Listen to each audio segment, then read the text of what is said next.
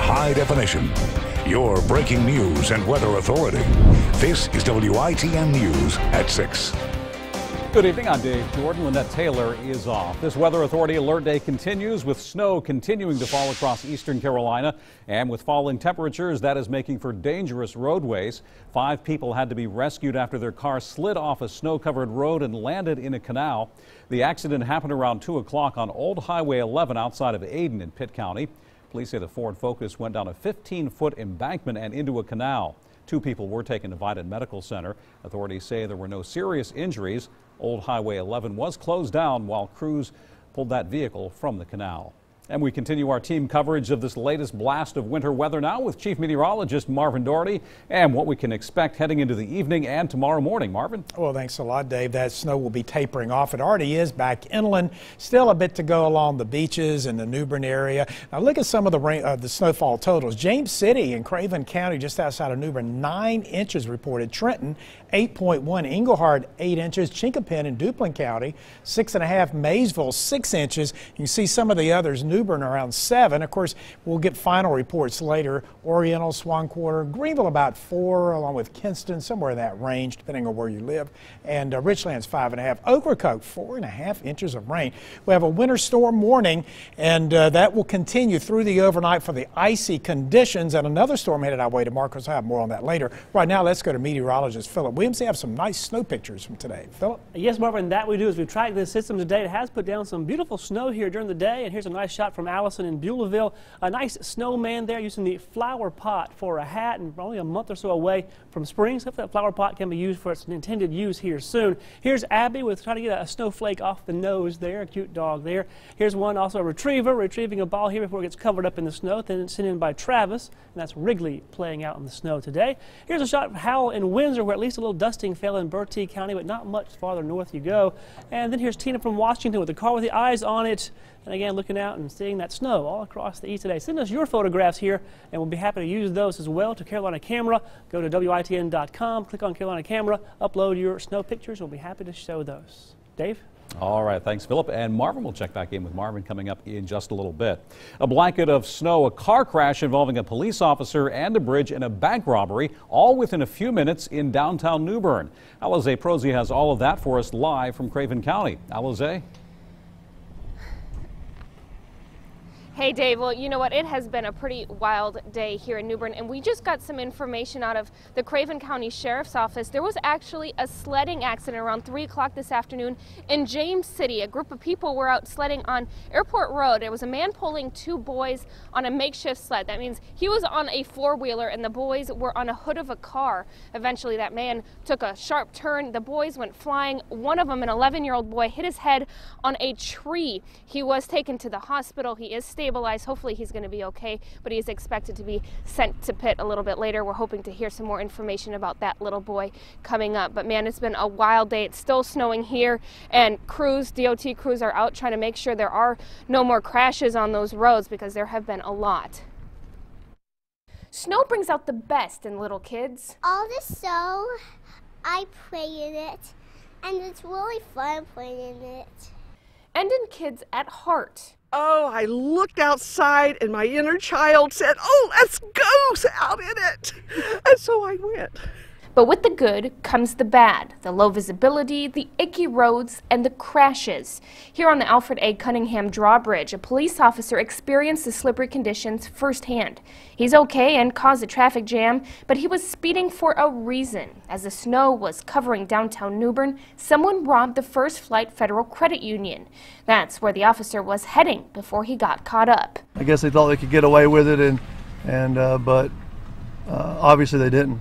Michael Stapleton's wife, Michelle, works as a teller at the bank. He heard the news about the armed robbery from a coworker. It's a gut-wrenching feeling. The suspect ran off, and police arrested him a few minutes later just down the street near the Books A Million store. They say nobody at the bank was hurt. Makes me feel a little bit better there, but I'd still like to speak to my wife. As Stapleton anxiously waited to have his wife safe in his arms, many other locals anxiously wait for the end of winter. I've had it with the snow. It was fine, but now that we have 4 snow events within the past, 3 weeks, I think I've had enough. But little Amelia wouldn't mind a few more flakes. when I'm done playing in the snow, I have hot cocoa. Have not released the name of the bank robbery suspect at this point, or a mugshot. We're waiting to hear on that. I did speak with the Department of Transportation just a little bit ago about the roads, and they are absolutely treacherous. They say if you can stay indoors, do so, because they can't seem to keep on top of it. They're staying on the bridges and Highway 70, but they can't get to the side streets because they're spending all their time on there, making sure they're as safe as possible. For now, the bridge is still open. They hope to keep it that way. And I did talk to ENG Automotive. They tell me that they had a lot of crashes that they responded to, 10 different cars and trucks, and they also went to 2 different tractor trailer crashes. Reporting live in New Bern, Alize Prosy, WITN News.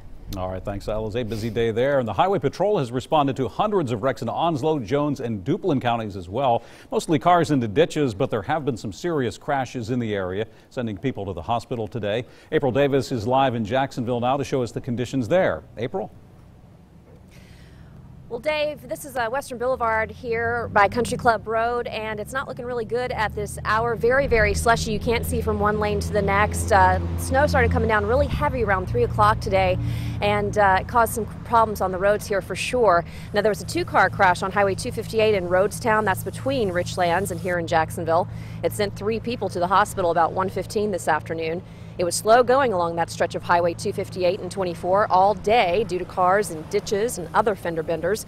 And troopers, police, fire, and EMS were responding all day to distress calls. Jacksonville police responded to a dozen wrecks just between 1 and 2 p.m.